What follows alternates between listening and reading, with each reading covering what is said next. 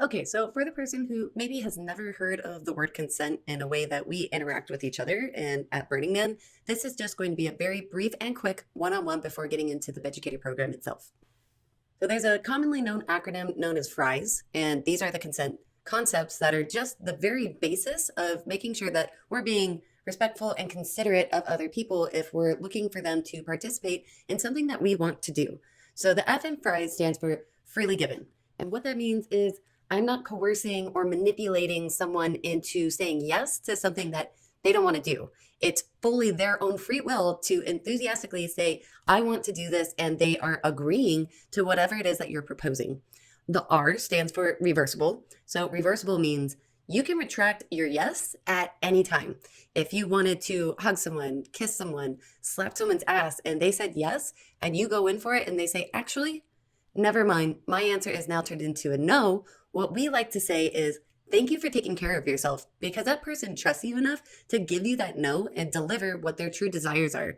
Plus, if you're looking to say, go out and have sexual relations with someone and someone isn't enthusiastically participating, then it's good to check in with them and have that no be delivered. So that way, sex is a fun experience for both parties. The I stands for informed. This is an important one because we need to be informed about ourselves. So to spell it out, that also means our sexual status. Where is our health? Do we have cold sores that are actively breaking out at the time? We need to make sure that we're delivering a choice to the other person, saying yes with all the information that they need to make the choice instead of coercing them by omitting information or leaving things out. If we do have something that needs to be disclosed, we want to make sure that the risk is in the person that we're proposing the offer to. Are you a intravenous needle user and you don't go to the doctor? Someone might still want to participate in an activity with you, sexual or otherwise. They have the choice to make the risk.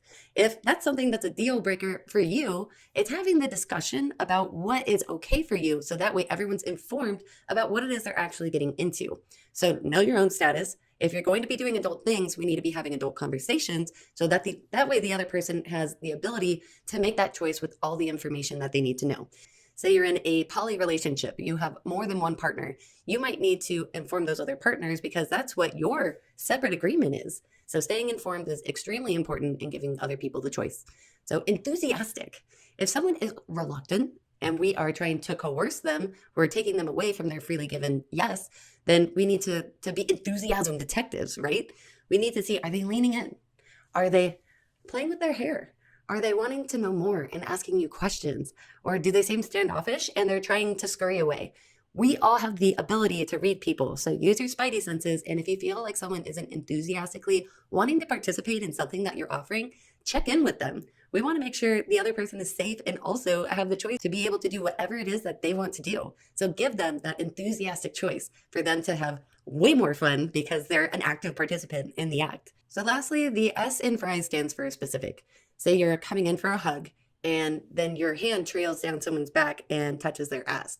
Is that something that you have standing or blanketed consent, which means that you guys have already talked about it and you know that touch between you two is just a normal and average thing? You're partners, you're really great friends. Or is this someone that you just met and that's crossing their boundaries and then you took their choice away? When we kick it up a notch, say if you're looking to perform or receive oral sex, that doesn't mean that it has to end in penetrative sex.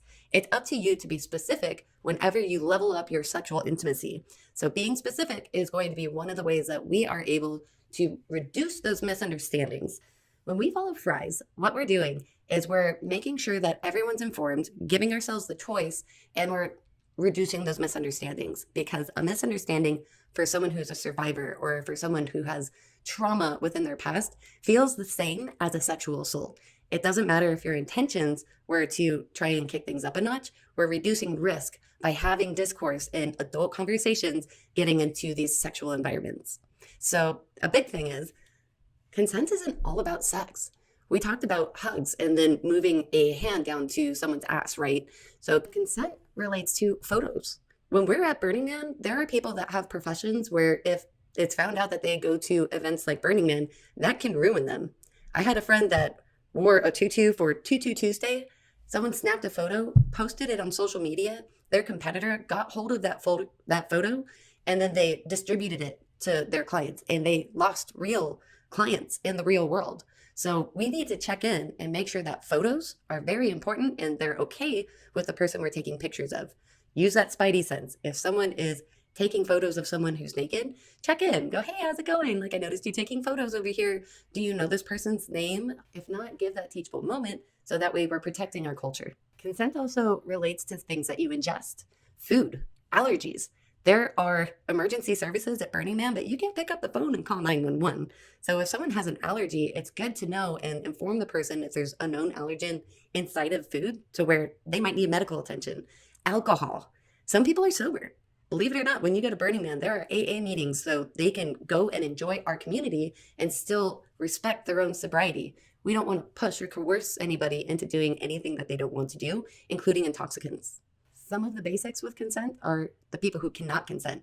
Silence is not consent. Anything less than a hell yes is a no. Minors cannot consent.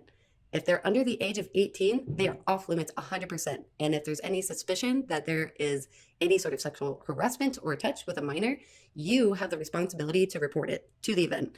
People who are sleeping can't consent. We can't get that affirmative verbal hell yes from somebody who is passed out, right? So make sure that the sleeping body is safe and that we are not trying to push someone that can't even respond to you when it comes to consent. Sounds basic, and unfortunately, we need to say it. Lastly, intoxicated people can't consent.